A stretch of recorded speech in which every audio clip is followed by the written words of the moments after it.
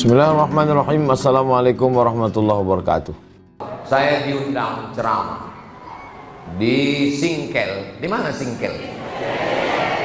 Aceh, Singkel. Disediakan panitia itulah kopi ting sebesar piring, udang, cumi, ikan, seafood, sotong. Di situ ada dandim, di situ ada Kapolres, ada DPRD, ada bupati. Satu pun tak ada yang mau makan. Takut mati orang itu. Bapak nggak makan, kolesterol. Saya makan kepiting itu satu piring, habis. Udang tuh habis. Kalaulah kolesterol itu bisa membunuh, udah lama saya ini mati. Ada pula orang nggak mau makan kambing. Kau kenapa nggak makan kambing? Kambing ini mengandung kolesterol, Pak Ustaz. Bohong. Tidak ada kambing mengandung kolesterol. Kambing itu mengandung anak kambing. Gitu. Saya sudah tanya sama dokter, saya sudah tanya sama sinse, saya sudah tanya sama ahli akupunktur. Kutanya, apa makanan yang berbahaya, Pak? Enggak ada makanan yang berbahaya, Pak Ustadz. Terus yang berbahaya itu adalah pikiran. Itu maka orang gila sehat. Orang gila kan nggak ada yang dipikirkan. Senyum aja. Lewat sudahku senyum juga deh. Hidup ini bukan nggak kita pikirkan, dipikirkan, tapi jangan terlalu dipikirkan. Kepala kita sebesar ini ya, kepala kita, sebesar ini. Mau dimasukkan pula dunia sebesar ini. Oh, cantik juga masjid ini. Hebat masjid ini. Mihrabnya cantik, mimbarnya cantik, kubahnya cantik, lampu kelap-kelip. Cuman yang agak-agak nggak cocok. Kenapa lampu ini?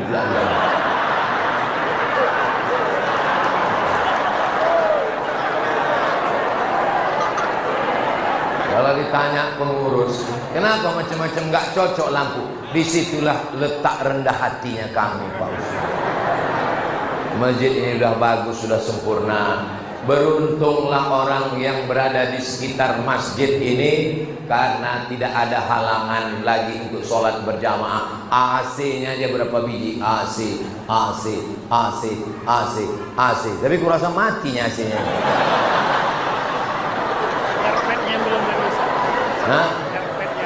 AC sudah ada, kipas sudah ada, kubah sudah mantap. Rupanya aku heran, rupanya karpetnya hancur kali. Tengoklah, kumal kali karpet. Saya heran ya, kenapa pula kaki saya lembut di sini? Rupanya entah selimut siapa dipinjam orang. Selimut ini, selimut. Mudah-mudahan selesai acara ini adalah jamaah ini yang mau menyumbangkan karpet ke masjid ini. Saya tak ada duit saya. Untuk karpet ini keluarkan kotak-kotak infak sedekah, mintakan ke jamaah. Ada berapa? 1.000, 2.000, 10.000. Dari saya 1 juta saya kasih. Mana kotaknya? Cepat sebelum aku berubah pikiran.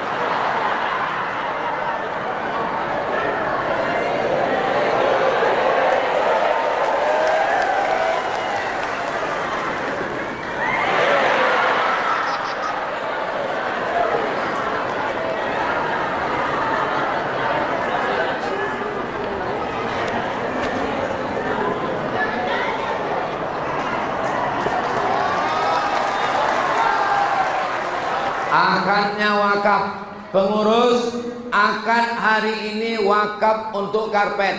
Jangan duitnya dipakai untuk listrik, jangan untuk air, jangan untuk operasional, jangan untuk sedekah. Yang untuk habis itu akadnya sedekah. Khusus yang dapat hari ini nanti masuknya ke wakaf. Saya wakafkan untuk almarhumah emak saya dan almarhum ayah saya. Mudah-mudahan mengalir pahalanya untuk mereka berdua. Lainnya amin-amin aja, isi juga kotak itu. Saudara yang dimuliakan Allah SWT, mana kotak-kotak lagi? Mainkan, naik ke atas, naikkan ke atas, karena duit banyak di atas ini. Memang yang kerja orang ini memang, tapi yang megang duit Orang ini paling 2.000 perak. Bang, abang mau kemana? Mau ke masjid. Ini 4.000. 2 untuk parkir, 2 untuk kencing. Kencing pun cuma bisa sekali. Habis itu ikat pakai karet. Sallallahu ala Muhammad, sallallahu alaihi wasallam, sallallahu ala.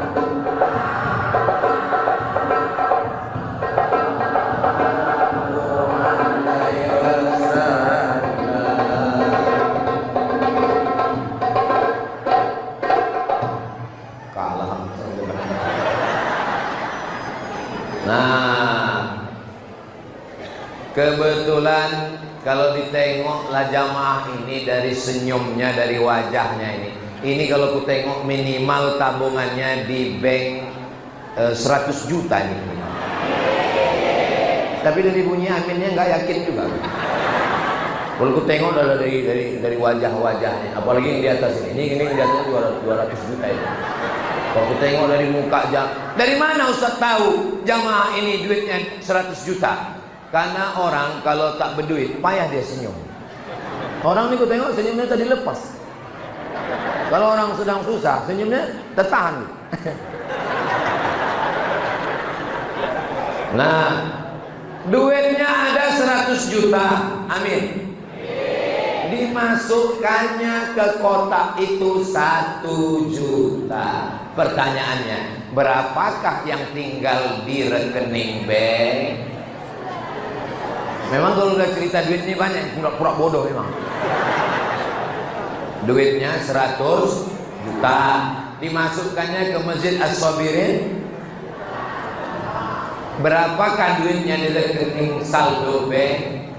99 juta. Tiba-tiba nanti malam mati. Pertanyaannya, yang dibawa mati berapa juta? Yang 1 juta itulah kau bawa mati, bang. Yang 1 juta itulah yang dibawa mati. Yang 99 tinggal diambil ibu. Betul, Bu? Betul kan, Bu?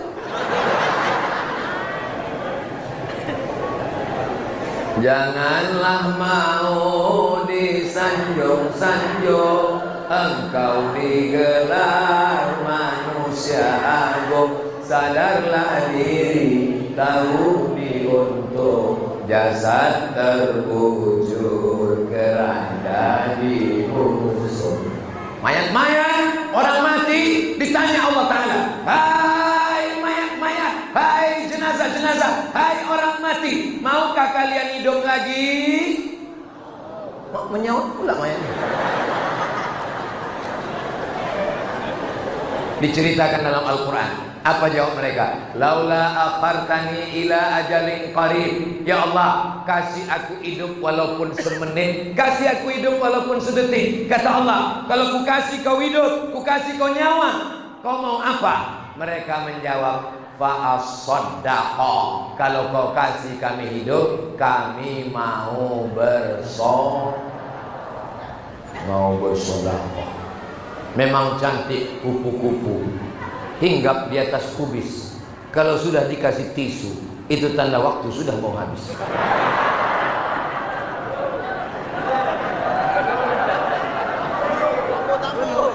Begitulah mereka sayangnya sama Ustaz Somad. Ditengoknya Ustaz tuh berpeluh berkeringat, bukan AC itu dikencangkannya, tisu dikasih. Memanglah medan ini begitu lah. Saudara yang dimuliakan Allah SWT, itu ada gambar kalender. Gambar siapa pakai sorban hijau itu?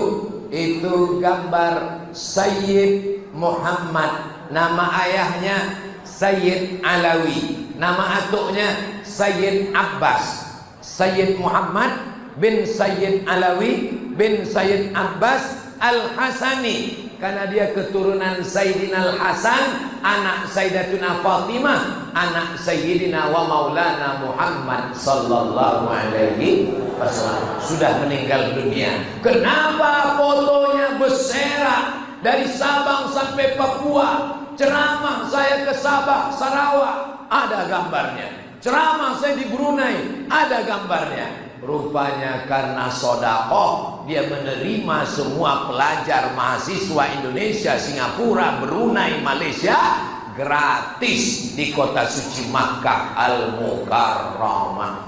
Saya anjurkan adik-adik saya dari pondok pesantren, cari sanad beliau, bacakan kitab Sahih Bukhari, Sahih Muslim, Sunan Abi Daud, Sunan Nasai, Sunan Tirmidzi, Sunan Ibnu Majah, bersambung dengan Sayyid Muhammad bin Alawi bin Abbas Al-Hasani Al-Maliki. Banyak ulama-ulama, ilmunya hebat, hilang. Kenapa?